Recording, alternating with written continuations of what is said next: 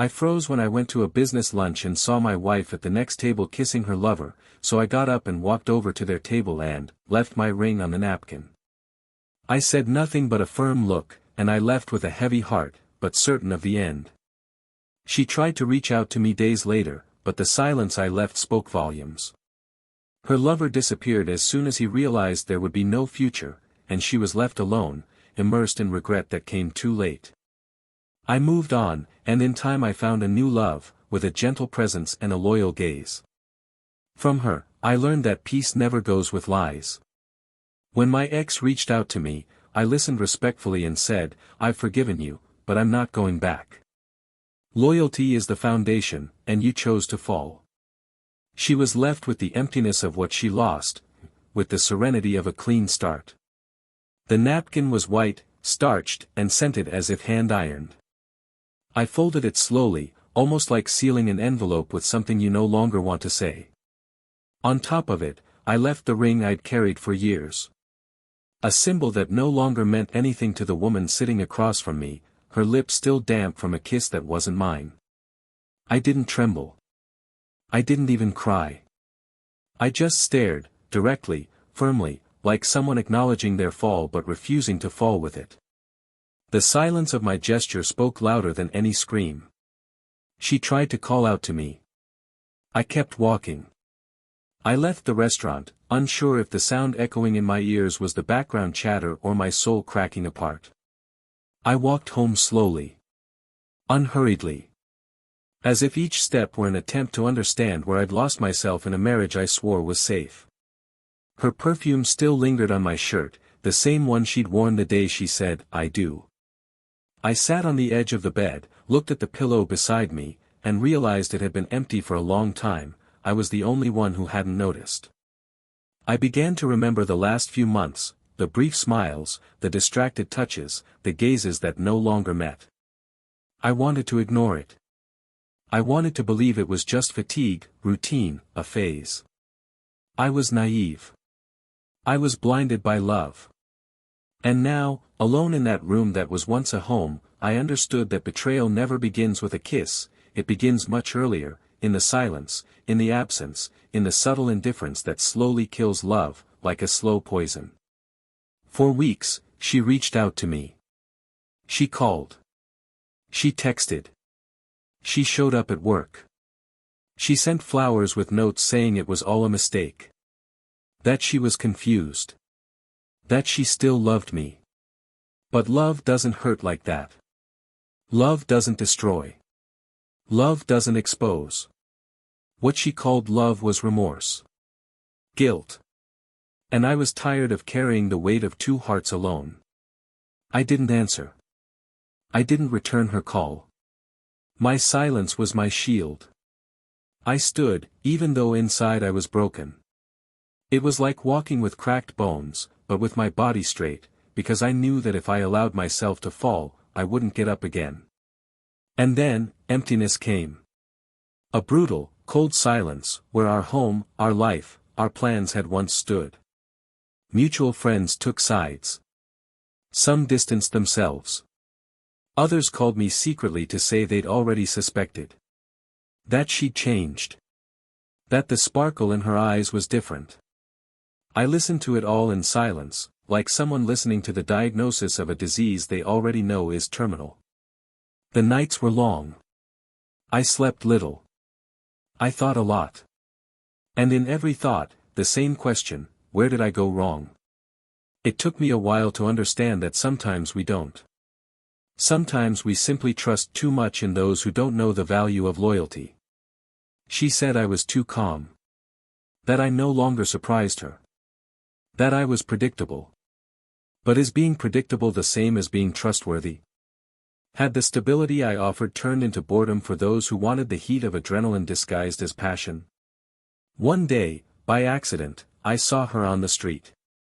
She was sitting alone on a bench, playing with her phone. Her gaze was lost. Her expression was weary. She was a different person. Less vain. More opaque. As if the glow had faded along with the respect she destroyed. I didn't go to her. I just watched from afar. And in that moment, I realized I wasn't hers anymore, and that perhaps I never had been completely. We're so wrong about love. We think the other person is everything, that our life depends on their presence. But when absence hits, we discover that the world keeps turning, and that the pain also passes. I learned to reinvent myself without her. I learned to enjoy my silence, to take care of myself, to not beg for those who didn't know how to stay. And in the midst of this rebuilding process, someone appeared. Not with promises, not with fireworks. But with sincere eyes and a gentle presence. It was different. No games. No doubts. Just mutual surrender, respect, and calm. It wasn't immediate. I resisted. I was afraid. But over time, I understood that peace is better than any passion that leaves you in pieces. And it was with this new woman, with her gentle steps and her whole soul, that I rediscovered love. A calm, firm love, where trust isn't an effort, but a natural state. And it was then, when I was back on my feet, when my gaze no longer sought the past, that she returned. The woman who betrayed me.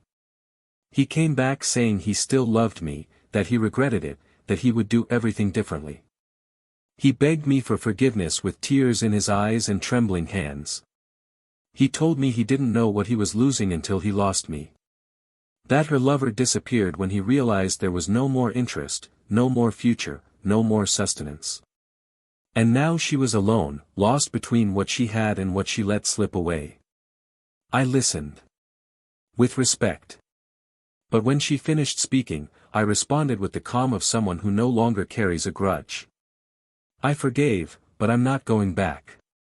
Loyalty is the foundation, and you chose to crumble. She didn't answer. She just lowered her eyes and nodded. Perhaps for the first time, she understood. And she left without another word. Taking with her the regret that came too late. And I remained. But not with the weight of a broken past. I remained with the lightness of a clean present, of a whole love. Of a heart that healed with dignity. Sometimes, losing someone is gaining yourself. And perhaps, that was my greatest victory. What she doesn't know, is that I already knew.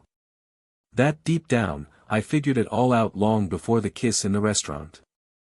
And yet, I kept choosing her. I kept trying.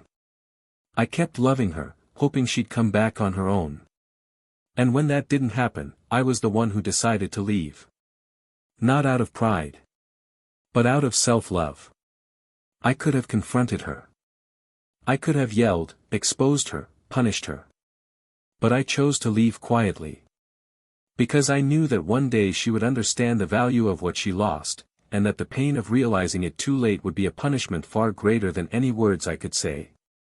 What no one knows, is that in that same restaurant, just minutes before seeing her kiss another man, I had the engagement ring in my pocket. Not to propose, but to renew our vows. I was planning a surprise. A fresh start. A new chapter. Because despite everything, I still believed in her. In us. In what we were. And that day, seeing her with another man, I understood there was no longer an us. Only memories. And a story that ended there, amid the sound of silverware, the smell of red wine, and the cold of a white napkin, that now held an end. But what was it that made me stay silent when I found out everything? And what exactly did I see, before that kiss at the restaurant? These are questions I still have with me. Because sometimes, what destroys a love, is not the betrayal itself. It's realizing that he was already dying, and yet, no one tried to save him. Welcome to the channel. Here, no form of betrayal is romanticized or justified. The stories you will hear are fictional, but reflect deep emotional truths, because the betrayal destroys, corrodes homes, drives away sincere loves, and leaves scars that time doesn't always heal. Our goal is clear, to show the real consequences of choices that seem momentary but have eternal weight. Get ready now. Because what you're going to hear is shocking, intense and unforgettable. Good story. His name was Michael. He was the kind of man who entered a room without fanfare, but left his mark in the small details, the way he listened unhurriedly, the way he straightened his shirt before each meeting, or the way he offered someone his coat on a cold afternoon without even waiting for a "thank you." I was 37 years old, with a solid career in the investment industry, where time was measured in charts and calculated risks. I worked with precision, but lived with dedication. In his eyes there was always a kind of serene melancholy, as if he carried more stories than he told. He was respected, discreet, observant, but what stood out most was his quiet kindness, the kind you only notice when you truly live with someone. From a young age, he was known for his almost stubborn loyalty, the way he believed in people even after their stumbles. He loved deeply, yet quietly. He always believed that love was not in words spoken aloud, but in daily gestures unseen. Her name was Emily. She was elegant, witty, possessed of a beauty that didn't ask for permission to be noticed, but never depended on it. She was 33 years old and had a smile that knew exactly when to hide and when to disarm. She was intelligent, articulate, with a keen aesthetic sense that she applied to everything she did, from decorating her home to the dinners she organized with almost ceremonial care. She worked as an image consultant for corporate professionals and was frequently invited to events, interviews, and panel discussions. She carried a unique glow, a firm but sweet presence that enchanted from the first few minutes. With Michael, it had a quiet beginning, without any major fires, but with deep roots. They met at a leadership conference and, unlike stories that explode with passion within a few days, the two gradually discovered each other, through long coffees, aimless walks, and undisturbed silences. Michael found something in her that attracted him more than beauty, her sense of balance. Emily, in turn, found in Michael the emotional stability she had never had before. The two married after 3 years of dating and moved into a white-fronted house with large windows and a well-kept garden. The house reflected them, simple, but with thoughtful touches in every corner. There were books in the hallways, black and white photos in the living room, and a kitchen that smelled of fresh coffee almost every morning. They didn't have children, but they talked about it often, albeit unhurriedly. It was as if they were waiting for the right moment, the moment when life would say, "Now is the time." Sundays were sacred. They had a habit of cooking together, listening to jazz, and sitting on the porch with cheap wine and good conversation. Monday through Friday, the routine was hectic, like that of any couple with work and social commitments. But through it all, they maintained their complicity intact, at least at first glance. They exchanged notes on the refrigerator for years. Quick messages in the middle of the day. Small touches as they passed through the hallway. It wasn't a noisy love, it was constant. Present. As far as he could see. Michael was methodical with his schedule, his agenda, and the way he conducted his day. Emily was more intuitive, more driven by the moment. He controlled, she improvised. This difference initially united them, but over time it began to create small, invisible distances. Emily enjoyed going out to dinner with friends and attending evening events, while Michael preferred to come home and enjoy the peace of his own company. It wasn't an incompatibility, it was just the beginning of the differences taking shape. However, he never complained. He always said that love is made of compromises, and he was willing to give in for the sake of harmony. Even tired, he accompanied Emily when she insisted. Even if he preferred to stay, he left. And she, in turn, said she loved him for that, for being this man who didn't need to compete for the center of the room, but was always the most grounded soul within her. Over time, longer silences came. The messages lessened. Wine on the porch became a solitary habit for Michael. He noticed Emily was becoming more distant, but tried not to give it too much weight. He preferred to believe it was a phase. That her work was demanding more. That her routine had changed. There was always a possible explanation. Emily said she was tired, busy, involved with new projects. He listened, trusted, embraced, and respected her space. He wasn't an insecure man. Never had been. And perhaps because of that, he never considered that the distance could be anything more than fatigue. He believed in her. And this trust was so strong that it became a blind spot. Michael didn't go through Emily's phone, didn't question her commitments, didn't monitor her schedule. He loved her. And in Michael's world, true love never coexisted with distrust. Emily, for her part, seemed increasingly restless. She spent hours away, changed plans at the last minute, claimed to have last-minute meetings that never happened before. Her eyes still sought his, but with less intensity. The kisses became brief, the hugs automatic. She was polite, still attentive, but less present. And there was something in her silences that Michael couldn't decipher. Still, he didn't ask questions. Maybe out of fear of the answers.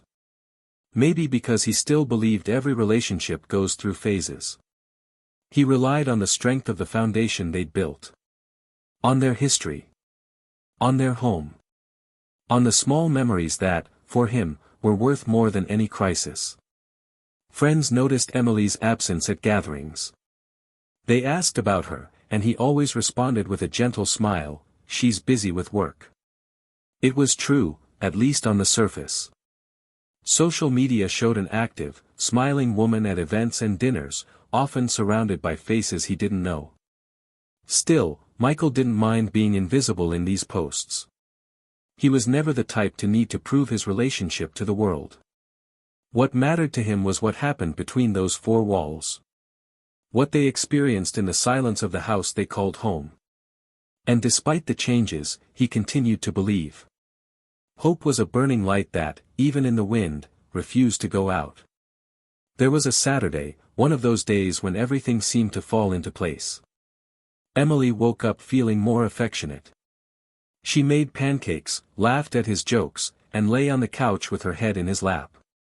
Michael, who had already felt her absence like a constant chill, warmed to that old version of the woman he loved. He believed they were getting back to normal.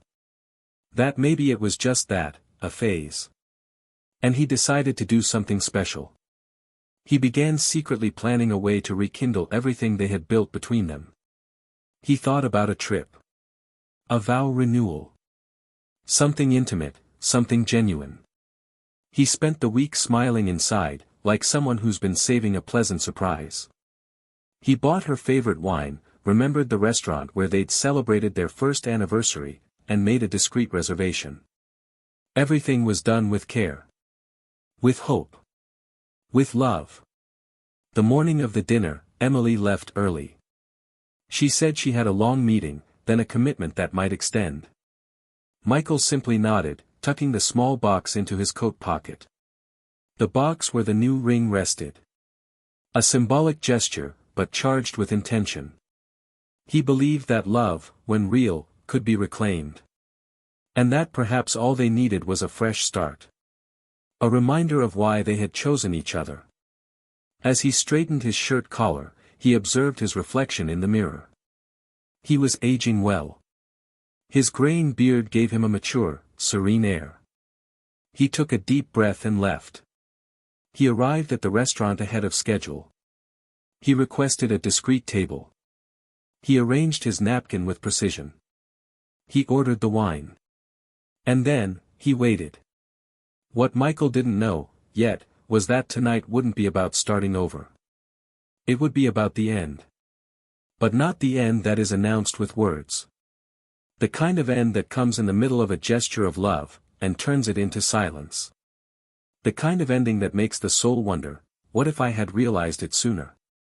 And it was that night, in that restaurant, in that moment, that everything changed. And that's where this story really begins.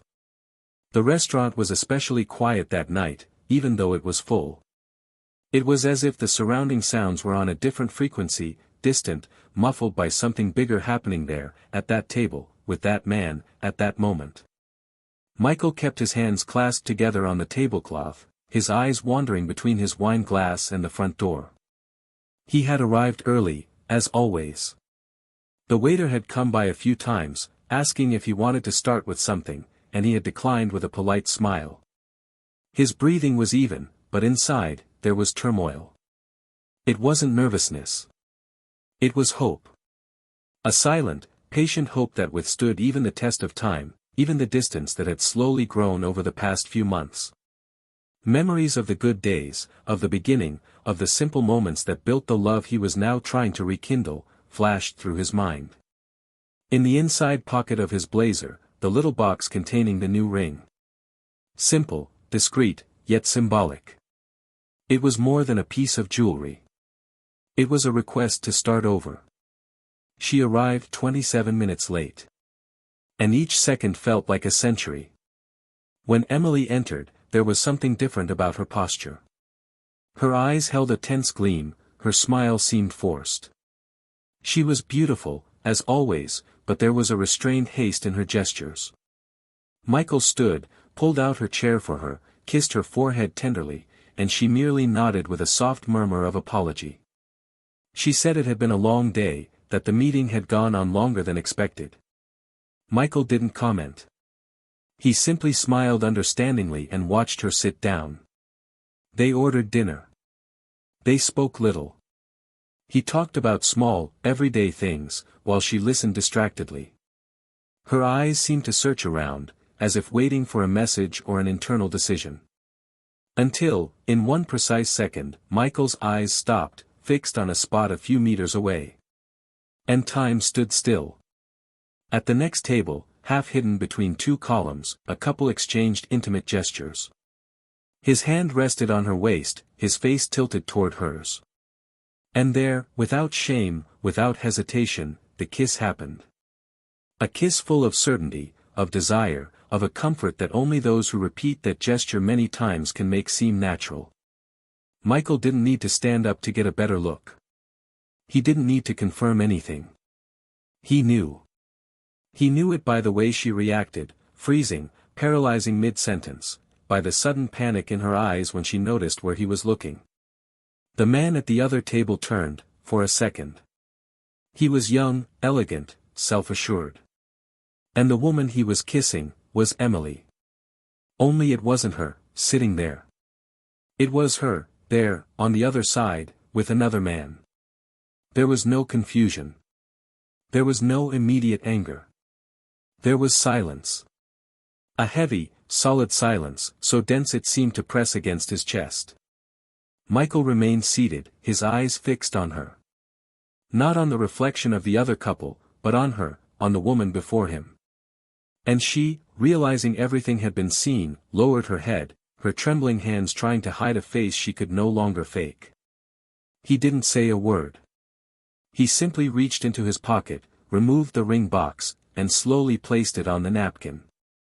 Then he stood, adjusted his blazer with the calm of someone leaving a regular dinner, looked at her one last time, and left. No drama. No shouting. No tears. Just with the brutal dignity of someone who loved until the end, and saw that end unfold before his eyes. Emily didn't follow him. Not then. She stood there, frozen, her heart racing, her face burning with shame, her eyes watering with despair.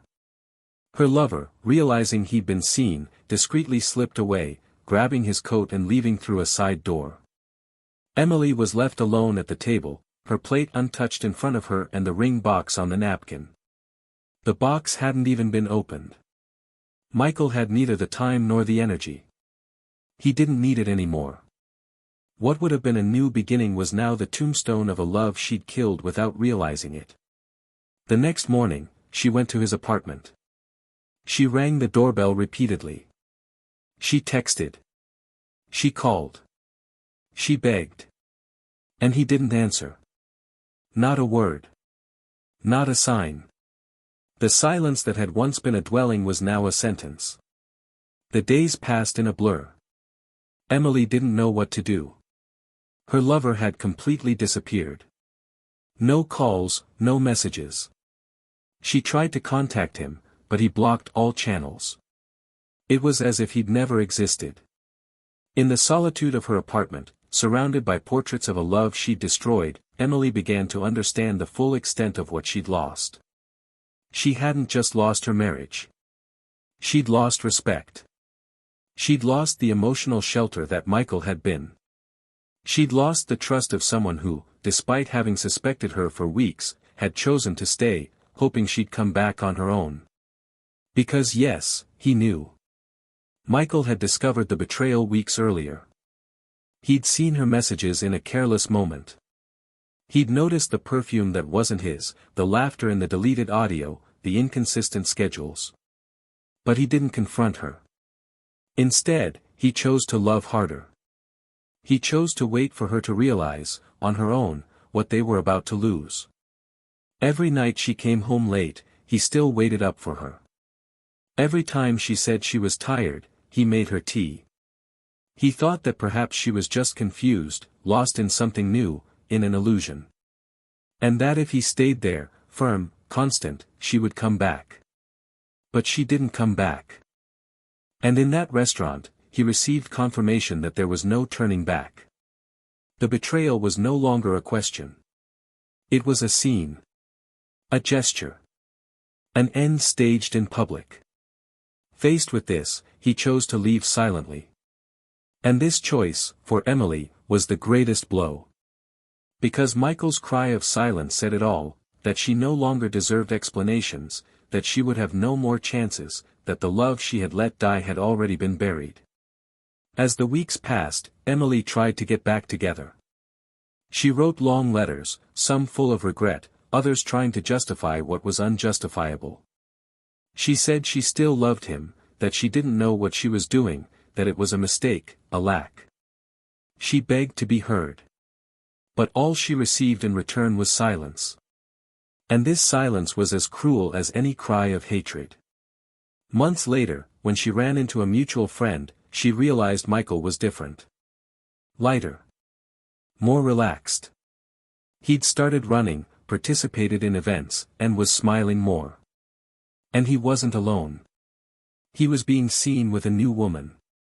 A discreet presence, but with something in his eyes that Emily recognized immediately, peace. The same peace she once held in her hands, but threw away because of a fleeting desire.